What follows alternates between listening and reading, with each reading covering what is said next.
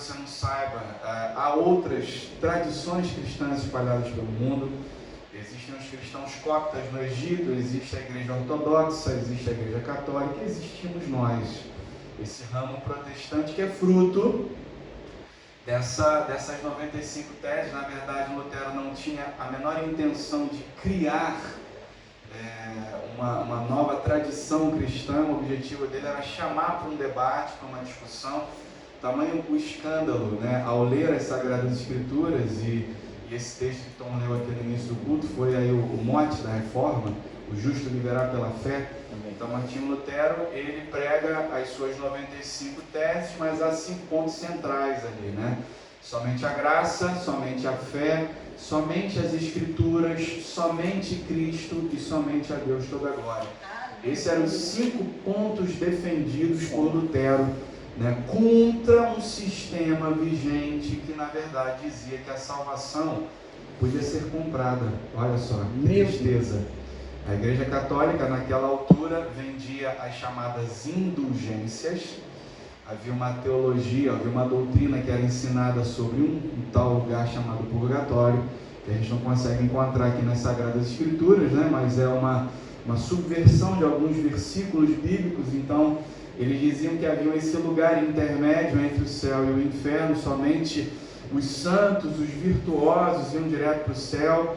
Na verdade, a maioria das pessoas iam parar nesse lugar, purgatório, e a Igreja Católica detinha o poder, olha só, mediante o pagamento de indulgências. Você pagava uma quantia em dinheiro e o Papa assinava um documento dizendo: olha, que o seu pai morreu e tal, e agora sim, aqui com essa indulgência paga, ele tem acesso ao céu. Lutero ficou escandalizado com aquilo, né? Ele não conseguia encontrar base nas Sagradas Escrituras, mas a gente sabe que, na verdade, isso era para financiar a construção da Catedral de São Pedro, no Vaticano, né? E outras obras que a Igreja Católica tinha em vista. Mas, na verdade, gente, e a gente tem esse nosso hábito, né, de crucificar a Igreja Católica. A Igreja é uma instituição de origem divina, dirigida por homens que são falhos. E ao longo dos tempos, avivamentos, reavivamentos são necessários, visitações do Espírito Santo. A igreja precisa estar sempre em reforma, porque nós temos uma tendência a sair, a fugir, a nos desviar das Sagradas Escrituras e adicionar coisas que não foram ensinadas por Deus. Os fariseus, há muito tempo atrás, já faziam isso, né? E ao longo da história, isso é algo que se repete. Então, nós precisamos entender que as Sagradas Escrituras são a nossa única regra de fé e prática. É da palavra que emana a verdade. Amém. E ao interpretar a igreja, ao interpretar o mundo, ao olhar para a sociedade, a gente precisa olhar para o mundo através das lentes das Sagradas Escrituras. Amém. E não o contrário. A gente não tem que interpretar a Bíblia à luz da nossa cultura, porque toda cultura precisa ser redimida. Verdade. Quando nós nos aproximamos das Sagradas Escrituras, nós precisamos entender que é dela que emana a verdade. Amém. E é por isso que esse momento aqui é tão importante. Nós agora vamos abrir a palavra e vamos deixar Deus falar conosco. Amém. Então eu convido você nessa manhã a abrir comigo a sua Bíblia em Romanos, no capítulo 12, versículo 17, e nós vamos ler do 17 ao 21. É um trecho pequeno, mas é um trecho tão rico em ensinamento. Capítulo 12, na verdade, a partir desse texto aqui, tantas coisas importantes o apóstolo Paulo vai nos ensinar. Então vamos ter atenção a esses versículos, e eu peço que você preste bastante atenção. Hoje existe, né, e que bom que esse aplicativo está chegando aí a 500 milhões de pessoas que o baixaram, né? Sinal de que a Bíblia está sendo difundida pelo mundo inteiro. E hoje não há desculpas, né?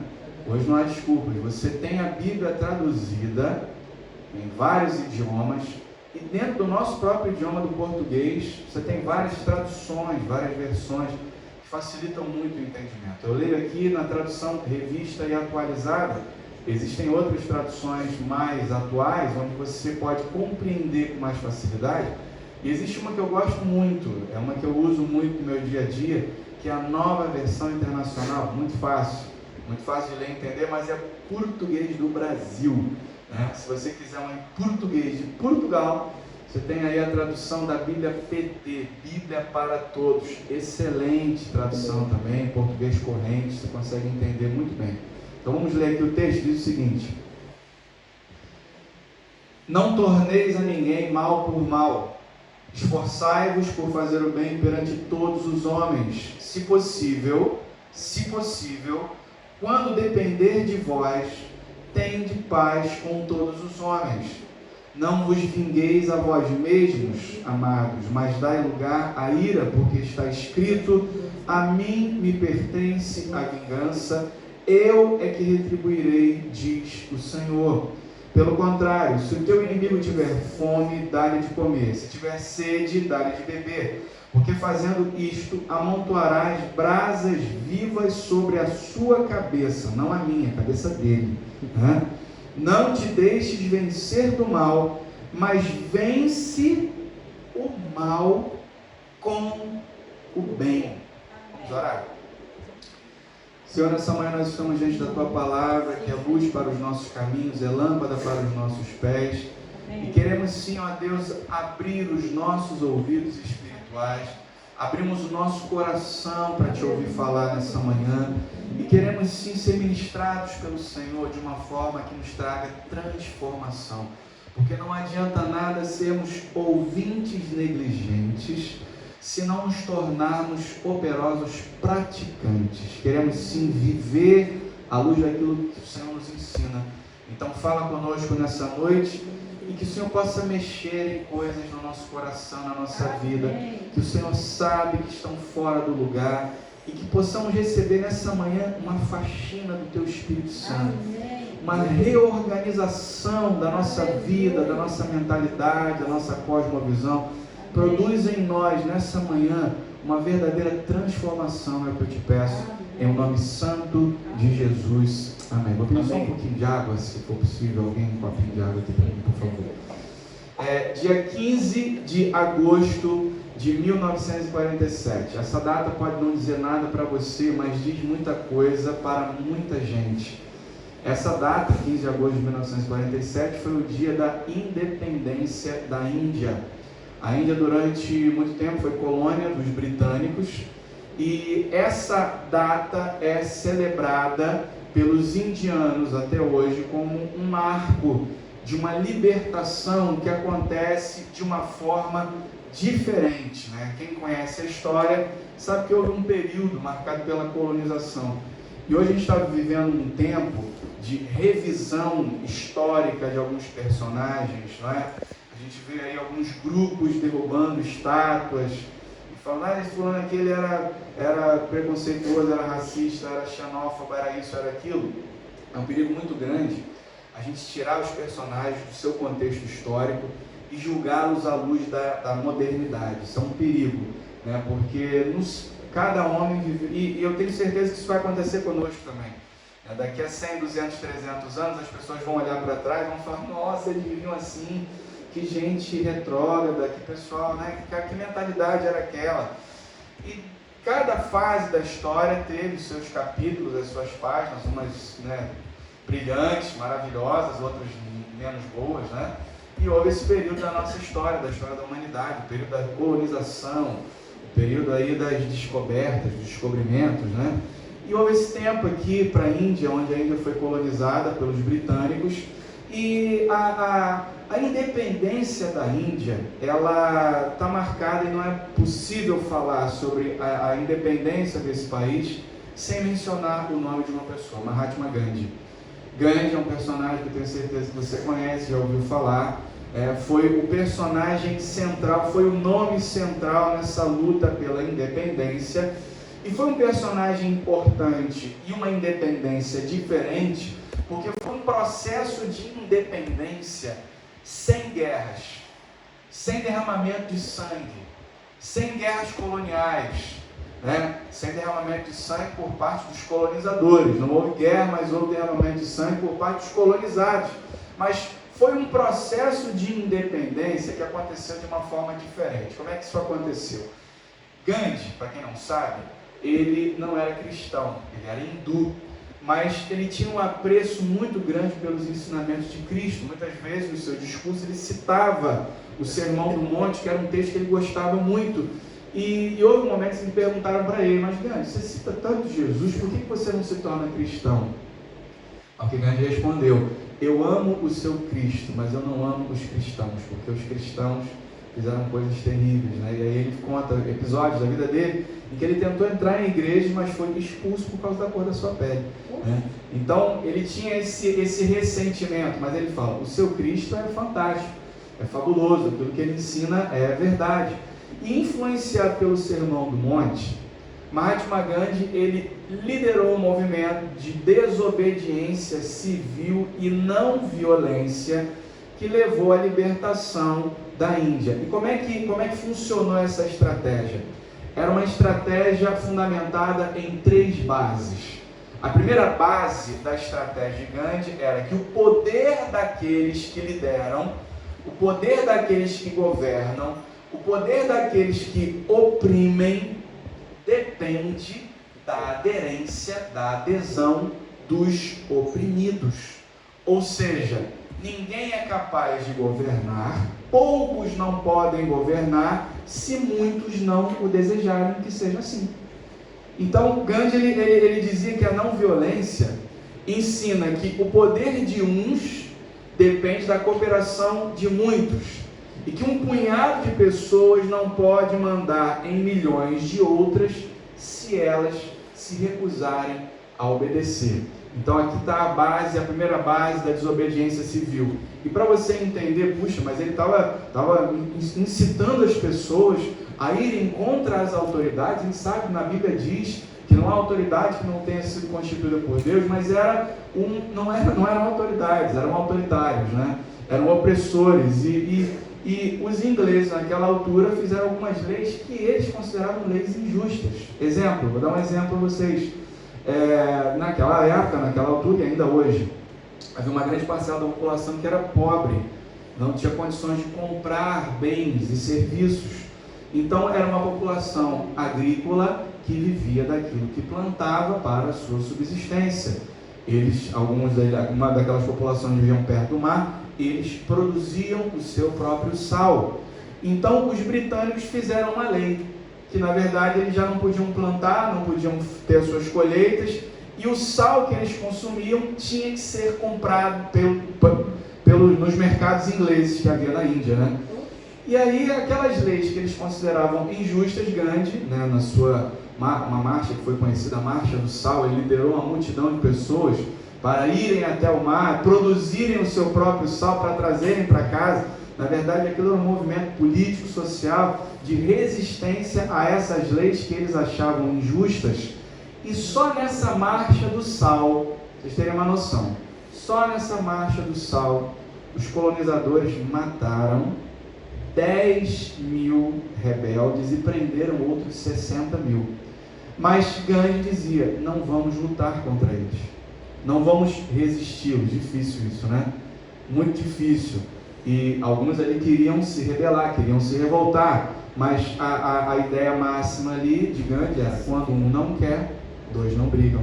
Eles vão bater em nós até cansar de bater, e nós não vamos revidar até que vai chegar ao ponto que eles vão perceber que não conseguem nos dominar, não conseguem nos governar. O segundo ponto, o segundo princípio dessa estratégia de Gandhi era que só por meios justos pode-se alcançar um fim justo. Ou seja, para Gandhi, os fins não justificam os meios. Para que eu obtenha um final nobre, o caminho tem que ser nobre. Então Gandhi dizia o seguinte, que é irracional tentar construir uma sociedade independente e pacífica por meio da guerra e da violência. A gente quer construir uma sociedade livre, independente e pacífica. Não é através da guerra que a gente pode seguir esse projeto, esse caminho. Porque Gandhi também dizia que uma paz que se pretenda obter pela opressão cessa assim que os instrumentos repressivos deixam de ser usados. Ou seja, paz pela força não é paz, é guerra. Então o que ele dizia é que o caminho para a paz tinha que ser um caminho de amor, um caminho sem violência. Se os opressores querem nos violentar, querem nos oprimir, eles que o façam, porque nós não faremos. E quando assumirmos o poder, e quando assumirmos o governo, não agiremos com eles assim como eles têm agido conosco. É aquele princípio da mola, né? Quando você comprime uma mola, a mola está ali, né? Pacífica. Mas à medida que você comprime a mola, a força que você exerce sobre ela vai voltar contra você. Então o que ele dizia é isso: a gente não pode tentar obter a independência através da guerra, porque nós vamos sempre viver em guerra, porque sempre haverá oprimidos e opressores. A gente tem que construir uma sociedade com base na paz, no amor, no diálogo, né? E isso é válido para as sociedades, assim como é válido para os relacionamentos. Quantas famílias você conhece? Eu falo assim, nossa, família linda, né? E aí, de repente, passado um tempo, os filhos se rebelam contra os pais. Aí você não entende por quê. Nossa, era uma família modelo, era uma família exemplo para os de fora. Porque você não sabe a opressão que aquela família vivia em casa. E quando o instrumento da opressão, paz, obtida pela força, quando a força é removida, acabou a paz. O instrumento é removido, aquilo que impedia a revolta é removido. Quando os filhos crescem, né? Aí eles falam, agora você não vai mandar mais em mim, agora você não vai mais me oprimir. E aí acontece aquelas coisas que a gente às vezes observa no mundo. Quantos casamentos a gente acha que é assim, né? Olha, nosso casal perfeito, né? Olha, ela não levanta a voz para ele, pô, que maravilhosa. Ou vice-versa, o contrário, né? Tudo que ela fala, ele fala assim, meu bem, claro, meu amor. Nossa, que maravilha, que casal perfeito, né? Mas você não sabe às vezes que um dos dois ali dentro de casa está sendo vítima de violência doméstica. Até que acontece uma desgraça, até que acontece um crime, derramamento de sangue, não é? E o que Gandhi dizia que, olha, paz por esses meios não é paz. Só por meios justos a gente pode alcançar um fim justo. Isso vale para mim, vale para você. Não vale tudo em nome do sucesso. E às vezes a gente tem nós, a sociedade, e todas as sociedades em todos os tempos foi assim. Isso não é novo. Cada cultura, cada sociedade, cada geração tem os seus referenciais de sucesso. Só que muitos desses referenciais de sucesso não são bíblicos. É por isso que eu insisto nisso. A nossa cosmovisão tem que ser bíblica. A gente não pode deixar que a cultura influencie a nossa leitura das Sagradas Escrituras. É a Bíblia que tem que moldar a nossa maneira de entender a realidade. E quando a gente deixa que a cultura nos influencie, o que acontece muitas vezes é que nós adotamos, nós importamos esses padrões de sucesso. E a gente persegue às vezes certas coisas, a gente anda atrás de fama, de dinheiro, de realização financeira, e a gente às vezes escolhe os piores meios para chegar até lá. A gente rouba, a gente mente, a gente engana, e no final das contas a gente fala que foi bênção, que recebemos de Deus aquela promoção no nosso trabalho, quando na verdade foi construída através da mentira, de passar a perna nos outros. E quantos crentes a gente vê nas igrejas, gente com Bíblia debaixo do braço, gente que é paz do Senhor, né? Mas na sociedade, na vizinhança, dentro da sua casa, no seu ambiente profissional, não é visto com bons olhos, tem um testemunho péssimo, horrível. Só através de meios justos nós podemos alcançar um fim nobre. E o terceiro ponto aqui que Gandhi defendia, né?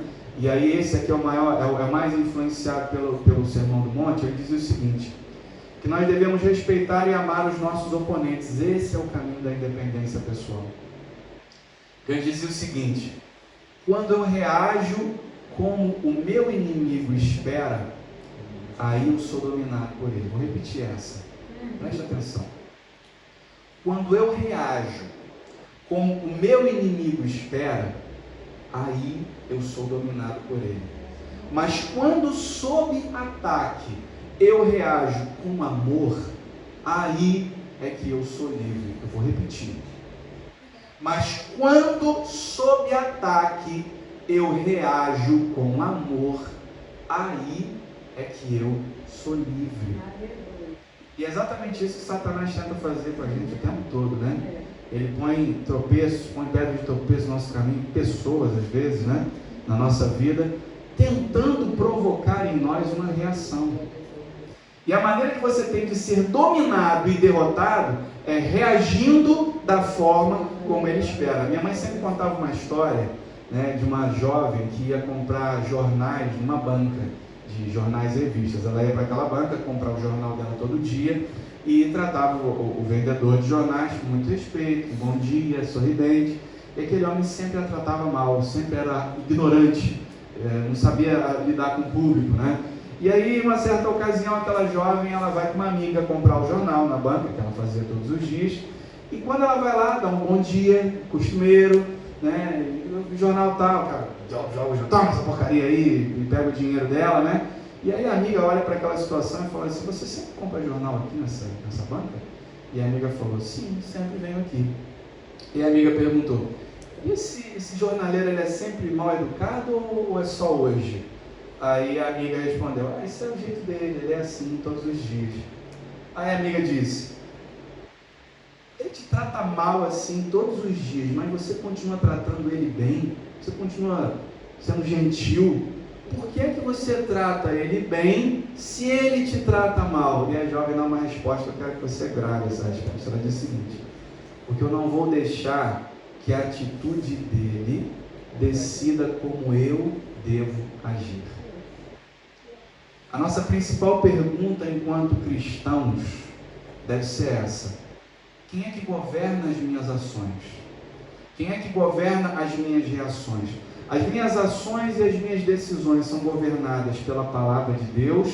Ou as minhas ações e as minhas decisões são meras reações à maldade que existe nesse mundo? A gente está vivendo um tempo louco. Concordam comigo? Essa semana a gente estava falando sobre isso lá em casa.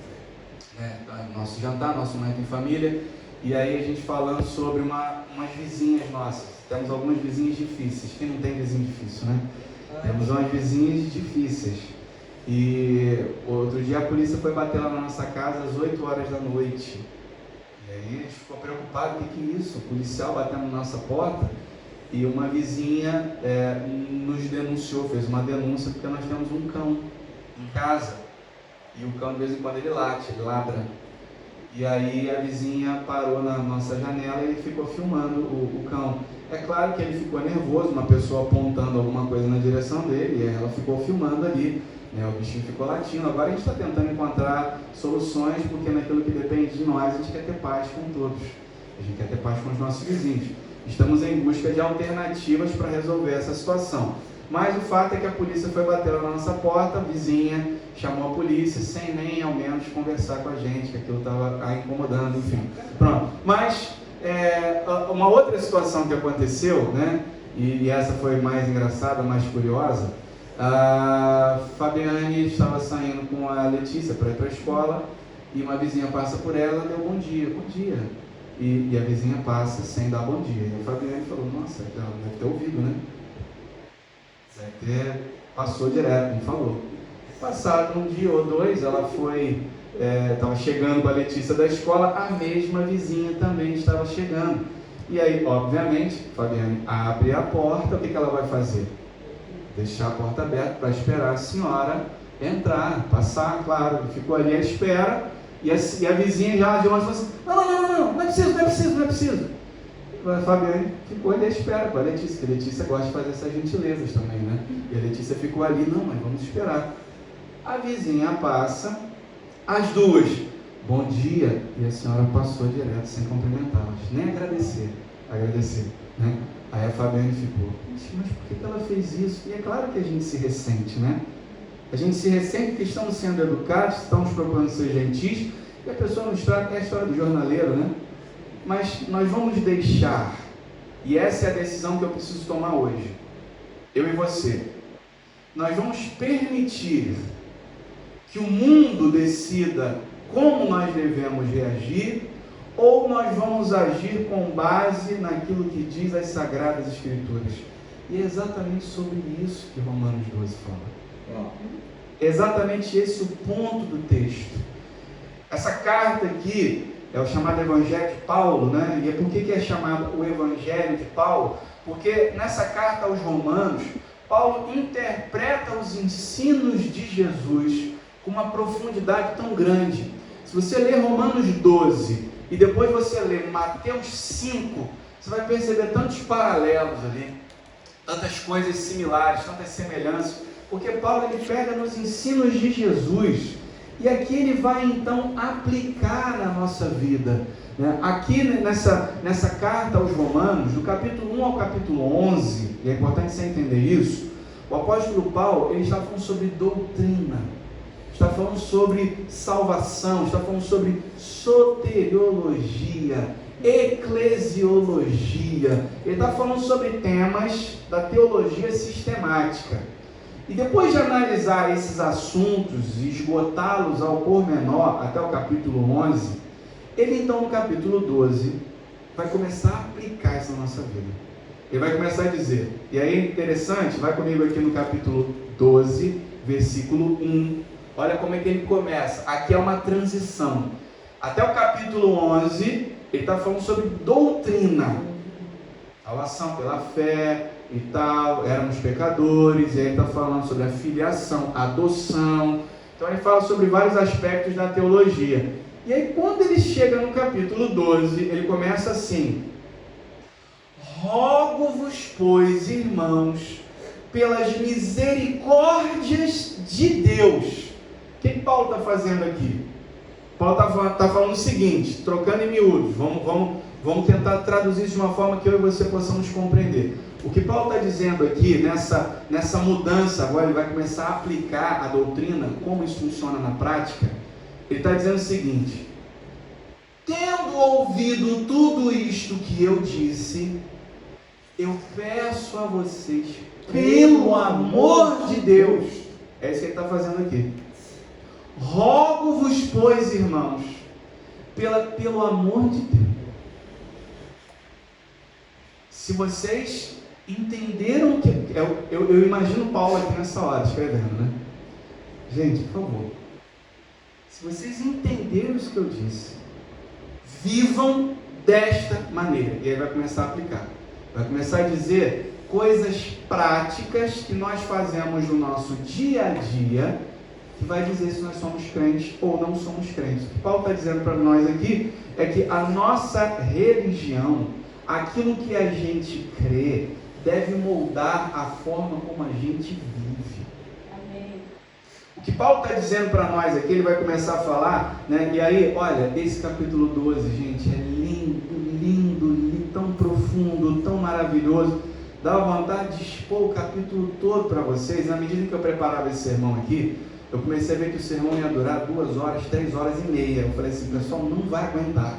Então eu vou me concentrar nos últimos versículos, né? Porque são aqui para mim versículos chaves que dão para a gente aqui uma noção daquilo que Deus espera de mim, de você. Como cristãos, como eu e você devemos reagir diante da maldade desse mundo em que nós vivemos. Agora, para entender esses últimos versículos, deixa eu só explicar esses 2 primeiros aqui. Prometo que vou ser breve e rápido. Paulo então está dizendo, rogo-vos, pois, vocês já entenderam o apelo dele aqui, né? Tendo ouvido tudo o que eu disse, gente, pelo amor de Deus, eu rogo pelas misericórdias de Deus, que apresenteis o vosso corpo por sacrifício vivo, santo e agradável a Deus, que é o vosso culto racional. O que Paulo está dizendo aqui é que um cristão verdadeiro, ele se recusa a seguir os padrões estabelecidos pelo mundo sem uma profunda reflexão. Olha, apresentem o vosso corpo. Na verdade, o que Paulo está dizendo aqui é que culto verdadeiro não é isso que a gente está fazendo aqui. Isso que nós estamos fazendo aqui é uma parte de um todo muito maior. Isso aqui é a ponta do iceberg. Quando nós nos reunimos cantamos canções, trazemos ofertas e ouvimos uma palavra, é a ponta do iceberg. O que Paulo está dizendo é que o real culto, o culto verdadeiro, é oferecer a nossa vida em sacrifício vivo, santo e agradável a Deus. É que esse versículo aqui, alguns pais da igreja, né, quem estuda patrística, são os primeiros, depois daquela geração de Pedro, Paulo, Tiago, João, essa geração morre, vem outros. E esses outros, eles dizem que os cristãos têm duas formas de martírio, né? Martírio vermelho ou martírio branco. Eu já falei sobre isso aqui. O que é o martírio vermelho? Martírio vermelho é morrer pelo Evangelho. Alguém está com uma arma na sua cabeça e fala assim: e há país no mundo onde isso hoje é uma realidade, irmão. E temos que orar por esses irmãos que vivem em países onde a perseguição... Existe um ministério chamado Missão Portas Abertas. Se você não conhece, procure na internet. A Missão Portas Abertas se preocupa em fortalecer as igrejas em locais onde há grande perseguição. Na Coreia do Norte, se você estiver carregando uma Bíblia no meio da rua, você é morto por isso. Sabia disso? A gente está aqui na hora de liberdade religiosa maravilhosa que a gente tem, de poder andar com uma Bíblia, de poder ler num café. Lá isso não é possível. É um país onde há perseguição e perseguição aguda. E o que os pais da igreja diziam é que há esse tipo de martírio. Há aqueles que morrem sem negar a fé. Então, lá diante da espada, negue a Cristo ou morra. E eles diziam: eu prefiro morrer. Eram então lançados nazarenos para serem devorados pelos leões, eram mortos à espada. Esse é o martírio vermelho. E o que é o martírio branco? O martírio branco é viver pelo Evangelho. É viver de tal forma que a sua vida seja um testemunho de salvação. Que a sua vida seja um reflexo de Cristo. E no versículo 2 ele diz para nós aqui, né? Apresentem então a sua vida dessa forma, que a vida de vocês seja essa oferta, seja esse culto. E aí ele diz no versículo 2: e não vos conformeis. Aí é que entra a reflexão. E não vos conformeis com este século, mas transformai-vos pela renovação da vossa mente, para que experimenteis qual seja a boa, agradável e perfeita vontade de Deus. O que ele está dizendo aqui é que a única maneira da gente viver pelo Evangelho é impedir que o mundo nos influencie, mas sermos influenciados pela palavra, e através da influência da palavra sejamos canais de transformação no mundo. O que Paulo está dizendo aqui é que um cristão verdadeiro, ele reflete a luz da palavra, ele pensa antes de agir. Por que é que você faz aquilo que você faz? Um cristão pensa antes de agir. Por que é que você canta aquilo que você canta? Um cristão, ele analisa a letra. E eu aprendi isso quando cheguei aqui em Portugal. No Brasil, a gente cantando louvores, né? E era um louvor animado, né? O pessoal dançava, pulava. Nossa antiga igreja lá em Massamá era uma comunidade multiétnica, eu já falei sobre isso aqui, né? Era uma comunidade multiétnica, havia africanos de vários países, brasileiros, era uma comunidade muito rica. Aprendi muito com eles. E ontem mesmo eu estava falando com os irmãos de lá e falei para eles: olha, vocês são uma parte muito bonita e especial da minha vida. Marcaram a minha vida de uma forma que eu jamais vou esquecer. E eu me lembro que no período de louvor, os irmãos africanos dançavam, vinham com aquelas roupas coloridas, bonitas, né? E dançavam e cantavam. Os irmãos brasileiros também se expressavam, batiam palmas, mais contidos do que os irmãos africanos. E alguns irmãos portugueses, enquanto eu cantava, eu observava eles de braços cruzados, olhando para mim e olhando para a letra das canções. Eu falava: nossa, que frieza! E um dia eu tive a coragem de conversar com um desses irmãos. E esse irmão disse para mim, e eu falando com ele, né, sobre essa minha dificuldade que eu tinha ao olhar, o irmão não concorda? Ele falou: não, pastor, pelo contrário. Eu estou ali no louvor, estou ali naquele momento das canções, e na medida em que vocês, quando é uma canção nova, eu estou ali lendo a letra e tentando entender aquilo que vocês estão falando, para ver se eu vou cantar ou não. Agora, quando é uma coisa assim, que é uma verdade, que é muito profunda, que me faz muito sentido, eu estou ali assim, para dentro. Uau, braço cruzado. Uau, que letra fantástica. Que verdades maravilhosas. São maneiras de se expressar, não é? E porque a maneira é diferente, não significa que o culto é melhor ou pior, Deus está recebendo, não é? Mas há ali uma reflexão, não é isso? Pensar à luz da palavra e não à luz do conselho do mundo. Então é isso que esses dois versículos querem dizer. Agora então vamos para o versículo 17.